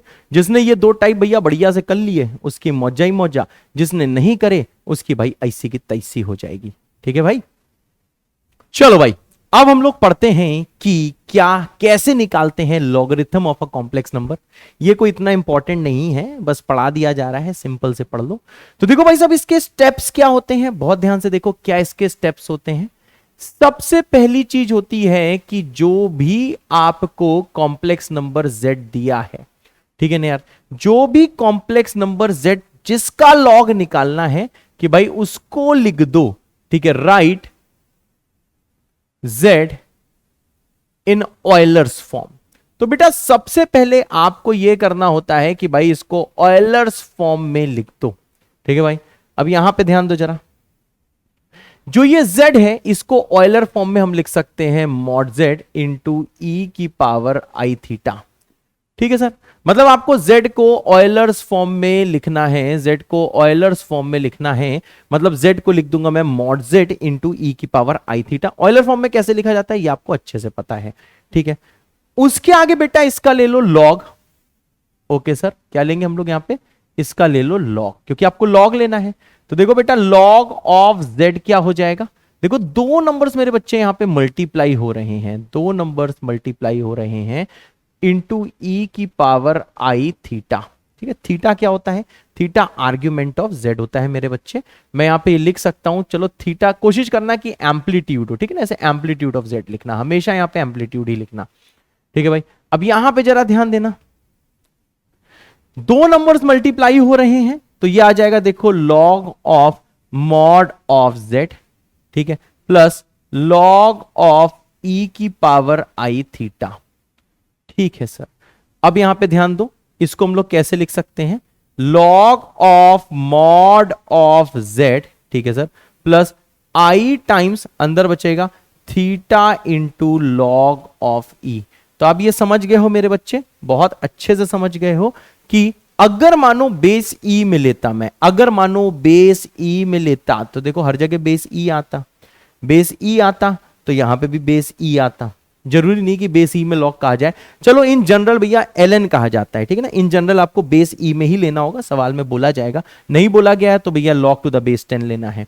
अब यहां पे ध्यान दो, लॉग टू द बेस ई को मैं लिख देता हूं एलएन मॉड ऑफ जेड, इसकी वैल्यू हो जाएगी 1, बचेगा आई टाइम्स एम्पलीट्यूड ऑफ जेड, ठीक है मेरे बच्चे। अब यहां पे जरा बहुत ध्यान से और गौर से देखिए, ये बेटा है real part, this is the real part, ठीक है, लॉग का, और this is the imaginary part, ठीक है ना, ये बेटा इमेजिनरी पार्ट है। मतलब कि अगर कोई पूछेगा, यहां पे मैं लिख दे रहा हूं कि भाई real part of ln of z, ठीक है ना, ये log ऑफ z, इसका मैंने लिया है log ऑफ z, तो बेटा इसकी वैल्यू कितनी होती है? रियल पार्ट होता है ln मॉड ऑफ z। और अगर कोई पूछता है imaginary part of ln of z, तो इमेजिनरी पार्ट क्या होता है? ये होता है एम्पलीट्यूड ऑफ z। है सर, बिल्कुल सही, सही बात है सर। हाँ सर, इसे याद कर लें सर। हाँ बेटा याद कर लो, कोई दिक्कत नहीं है, रियल पार्ट और एम्पलीट्यूड है, मैं तो चाहूंगा इसको याद ही कर लो, काम खत्म। हर सवाल में बस ln मॉड z निकाल देना और एम्पलीट्यूड निकाल देना। मेरी कैलकुलेशन कैसी है मैं चेक कर लूं जरा। राइट z इन ऑयलर्स फॉर्म, पहला स्टेप है, ऑयलर फॉर्म में लिखो, फिर ln लिया तो ln लेते बेटा ऐसा कुछ आ जाएगा, तो यहां आ जाएगा आई थीटा बेटा बाहर आ जाएगा। और आपको हर सवाल में यही करना है, बस एम्पलीट्यूड निकालना है, मॉड निकालना है, ठीक है ना यार। अब देखो एक चीज ऐसी आएगी कि भाई नोट करके मैं लिख रहा हूं, वैसे आपको पता है कि ln ऑफ नेगेटिव रियल्स, समझे ना, ये बेटा नॉट डिफाइंड होता है। लेकिन अगर कॉम्प्लेक्स नंबर है भाई साहब, बात चल रही है, ठीक है ना, बट इन कॉम्प्लेक्स नंबर्स, ठीक है, कॉम्प्लेक्स नंबर्स, -4 भी बेटा एक देखो कॉम्प्लेक्स नंबर है, but in complex numbers ln of -4 को डिफाइन किया गया है, ठीक है, और कैसे डिफाइन करा गया है ये मैं आपको बताऊंगा। अब ये देखो ये चीज पचती नहीं है लोगों से, तो देखो लिख के आएगा आपका कि भाई कंसीडर, ऐसे लिख के आएगा, देखो ऐसे लिख के आएगा कि आप कंसीडर करो -4 को एक कॉम्प्लेक्स नंबर, ऐसे लिख के आएगा कि -4 एक कॉम्प्लेक्स नंबर है, तो आप जरा उस कॉम्प्लेक्स नंबर का लॉग लेके दिखाओ, काम खत्म। इन शॉर्ट अगर मैं सच बताऊं तो ये सवाल आएगा ही नहीं, ठीक है ना यार। अगर आपको सिंपली पूछा गया है ln -4 कहीं पे, ln -4 तो आप लिखोगे नॉट डिफाइंड, लेकिन अगर मेंशन किया गया है कि भाई -4 को कॉम्प्लेक्स नंबर मानते हुए आप इसकी वैल्यू निकालो, तो भाई साहब ये डिफाइन किया गया है, और ये कैसे डिफाइन करना है अभी मैं आपको बताऊंगा, ठीक है भाई। चलो अब यहां पे जरा ध्यान दो, जैसे भाई साहब ये बोला गया separate into real and imaginary parts, तो आपको पता है फर्स्ट पार्ट में बेटा जो z कॉम्प्लेक्स नंबर है, देखो बेस ई मैं लिख दे रहा हूं, लिखा नहीं था इसमें, मैं बेस ई लिख दे रहा हूं, ठीक है भाई। तो देखो यहां पे जैसे मैं बेस ई लिखूंगा तो z है बेटा 1 + i। किसी ने पूछा what is mod of z, तो मैं कहूंगा मॉड z है बेटा √2। किसी ने कहा what is amplitude of z, तो एम्पलीट्यूड निकालना मैंने आपको सिखाया है, ये बेटा आ जाएगा π/4। तो इसका मतलब क्या है सर, यही होता है इसका रियल पार्ट। ओते सर, हाँ बेटा यही होता है इसका रियल पार्ट, और ये होता है बेटा इसका इमेजिनरी पार्ट, ठीक है, ये होता है इसका इमेजिनरी पार्ट, ठीक है सर। हाँ बेटा ये है इसका ये है इसका रियल पार्ट, और ये है बेटा इसका इमेजिनरी पार्ट। मतलब अगर कोई पूछेगा what is ln of z, तो आप जानते हो ये इसका जो रियल, सॉरी ये इसका रियल पार्ट नहीं है, मैंने गलत लिख दिया, रियल पार्ट इसका होता है ln ऑफ √2, ठीक है, ln ऑफ मॉड z होता है ना, ये इसका होगा बेटा रियल पार्ट, ठीक है सर। अब देखो भाई साहब यहाँ पे ln z को आप कैसे लिख सकते हो, आप इसे लिख सकते हो ln ऑफ √2, ठीक है भाई, क्योंकि मॉड जेड इसका क्या था, ln ऑफ मॉड जेड बेटा इसका था, ln ऑफ मॉड जेड था इसका बेटा रियल पार्ट, सही बात है। इमेजिनरी था, एम्पलीट्यूड वाली चीज थी, तो देखो एम्पलीट्यूड वाली चीज इमेजिनरी थी, तो इसको लिख सकता हूं plus I times pi by 4 and this will be the answer. ठीक है भाई। अब देखो भाई सब सेकंड ना पचने वाली चीज है, तो भाई ये लिख के आएगा, मतलब ये सवाल में लिख के आएगा कि -8 को कॉम्प्लेक्स के लॉजिक से लॉग निकालो, लिख के आएगा। नहीं लिख के आया तो नॉट डिफाइंड है, सिंपल चीज। और इन शॉर्ट ये आपसे पूछा ही नहीं जाएगा, आपको देखो बेटा फालतू में परेशान नहीं किया जाएगा। तो यहां पे ध्यान दो भाई, यहां पे जो सेकंड चीज है, किसी ने पूछा सर ln ऑफ -8, तो देखो ये कॉम्प्लेक्स नंबर z है, सही बात है।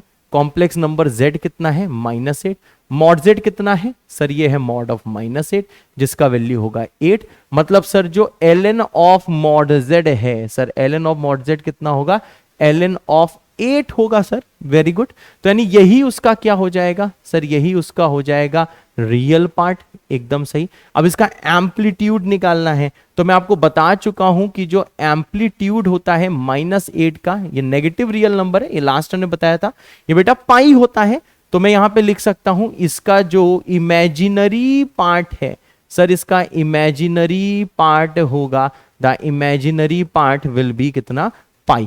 यानी कि इसका जो आंसर है, अगर कोई आपसे पूछे व्हाट इज ln ऑफ -8, तो देखो ln ऑफ -8 आपका हो जाएगा, it will be real part कितना है बेटा, ln ऑफ 8, ठीक है, और प्लस हो जाएगा आई पाई, और ये इसका आंसर है।